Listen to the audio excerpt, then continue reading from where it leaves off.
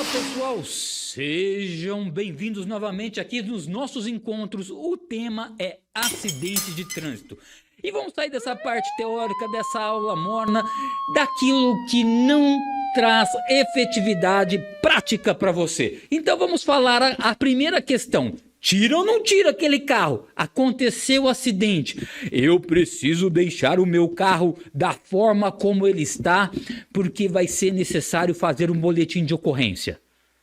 Prospera ou não prospera? Deixo ou não deixo? Qual que é a sua opinião? Eu quero que você coloque aqui para mim, deixa ou não deixo, precisa ou não precisa, e a gente vai conversar sobre isso agora.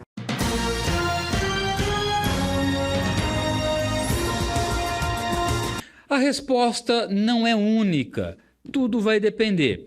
Nós temos duas modalidades de acidente. Acidentes que deixam vítimas, que é nesse momento aí necessário se fazer uma perícia, e aí tem que se chamar um órgão especializado para se fazer a perícia do local do acidente. Agora, acorda, pelo amor de Deus, a maioria das vezes, eu até levanto aqui porque eu fico louco, o carro encostou um no outro, fez um riscãozinho, são apenas danos materiais e a pessoa para o trânsito, a pessoa para a cidade e não tira o local dali, não tira o carro dali.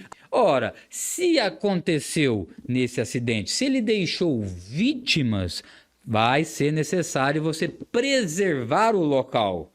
Agora, o que eu visualizo na maioria das vezes é que aconteceu um acidente e não existe vítimas, não existe ali nada a ser apurado, senão danos materiais ao veículo. Ora, pelo amor de Deus, acorda! Se não aconteceu vítimas, tira o carro dali. Repito, eu bato no peito, tira esse carro dali, para de atrasar não só a sua vida, mas para de atrasar a vida das pessoas. Ora, Rodrigo, mas como assim? O meu direito não vai ser preservado? Eu vou falar para você agora como acontecem as provas no direito. E você vai ver que é desnecessário você parar uma cidade, você parar o trânsito, você parar a vida das pessoas e até mesmo a sua vida por algo que colocaram, embutiram, eu não sei quem. Você já perguntou quem? Quem falou isso para você?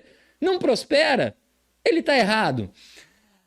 Ora, no direito não existe hierarquia de prova. É claro que antes de você tirar o seu carro dali, que deve fazer sim, você deve antes tirar uma foto. Talvez essa ideia de não tire o carro dali surgiu em 1970, quando não existia máquina fotográfica tiracolo pronta ali para você fazer uma prova inicial dos fatos, e aí tão somente se aguardava para se registrar aquele fato como ele foi, preservando aquele local para que fosse feita uma materialização daquele cenário, daquele ambiente. Agora, se não aconteceu, nós estamos em 2021, acorda, pelo amor de Deus, senão você vai ficar atrasado.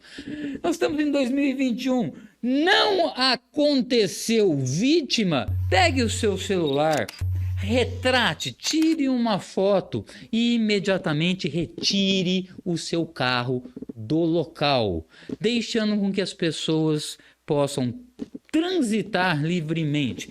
Ora, Rodrigo, mas eu vou precisar fazer algumas provas da dinâmica desse acidente. Você tirou as fotos. É o quanto basta.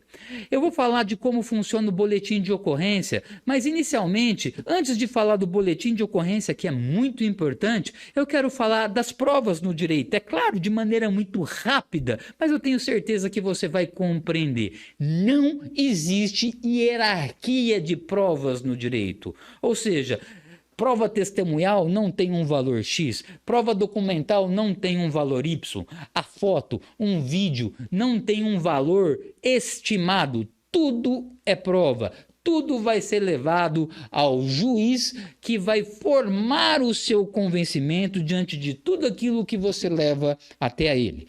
Que bom que você entendeu que não existe hierarquia de provas. Talvez em 1970 não existia máquinas fotográficas a tiracolo. Então você pode fazer essa primeira prova de como o acidente aconteceu, desses danos materiais que você sofreu, por um vídeo, e também pode fazer por fotos.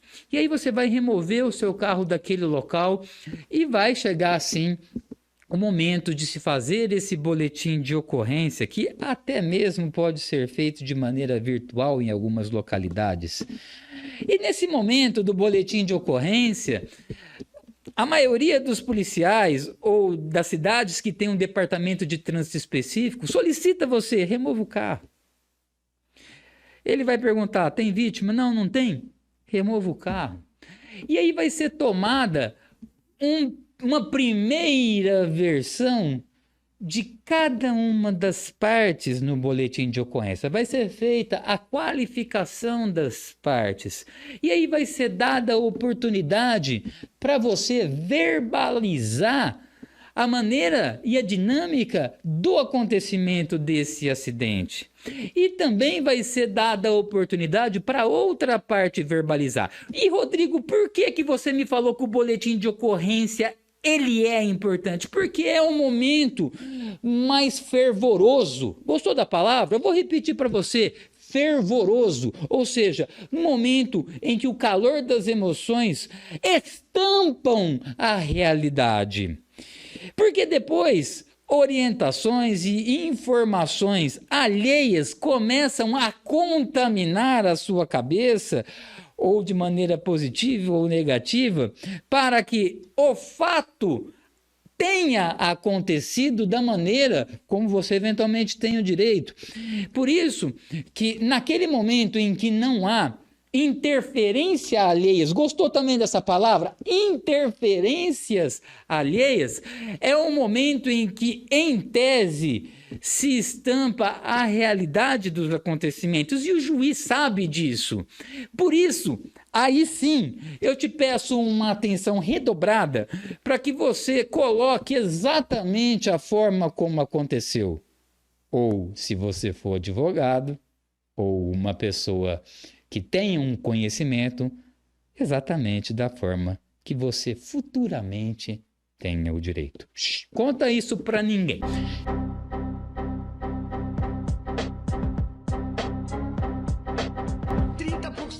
Não é 30%. Por quê? É uma prova documental e ela tem uma força probante. O juiz, no momento, ele vai analisar, ele sabe que aquele primeiro momento é como acontece no flagrante, quando a pessoa é questionada perante um policial e essa pessoa queira falar, a tendência dessa pessoa é falar, se não for uma pessoa da vida do crime, que já está ensaboada, de dizer, na realidade, como e de que maneira aconteceu o desdobramento fático. A questão é, não teve vítima. Faça suas provas. Não é o boletim de ocorrência que vai ser o divisor de água, ele é sim importante, mas o boletim de ocorrência, ele também não faz prova absoluta. No direito existem dois dogmas, presunção relativa e presunção absoluta. É uma presunção relativa, ou seja, cabe sim provas em contrário, ainda que um boletim de ocorrência tenha no corpo dele descrito uma maneira como o fato aconteceu, se por testemunhas ou outros mecanismos de prova o juiz se convencer de maneira diversa, ele vai afastar aquilo que está escrito no boletim de ocorrência. O boletim de ocorrência, então, ele é apenas mais um documento e não é aquele documento, eventualmente, que faz uma prova absoluta. É um documento importante? Sim, sem dúvida. Por isso que eu já te disse, cautela nesse primeiro momento, coloque a versão exatamente da forma como você tenha o direito. Ou melhor, é melhor você colocar como os fatos aconteceram. Coloque como os fatos aconteceram e, colaborando com isso, você vai juntar as suas fotos. Mas eu te peço, não aconteceu danos físicos, não aconteceu lesões corporais. Vamos afastar essa ideia de preservação do local quando não acontece lesões físicas à pessoa. Faça suas provas, cuide no momento em que o boletim de ocorrência for o momento ideal de ser realizado. Eventualmente, mostre lá ao agente público as fotos daquele momento, para que você verbalize da forma como os fatos se desencadearam, mostrando e fazendo as suas provas nesse sentido. Mesmo porque, na versão do boletim de ocorrência, você pode verbalizar da forma como você quiser. O agente ele não tem o poder de, no momento da sua versão, interferir. É claro que vai ter o momento dele colocar a descrição dele.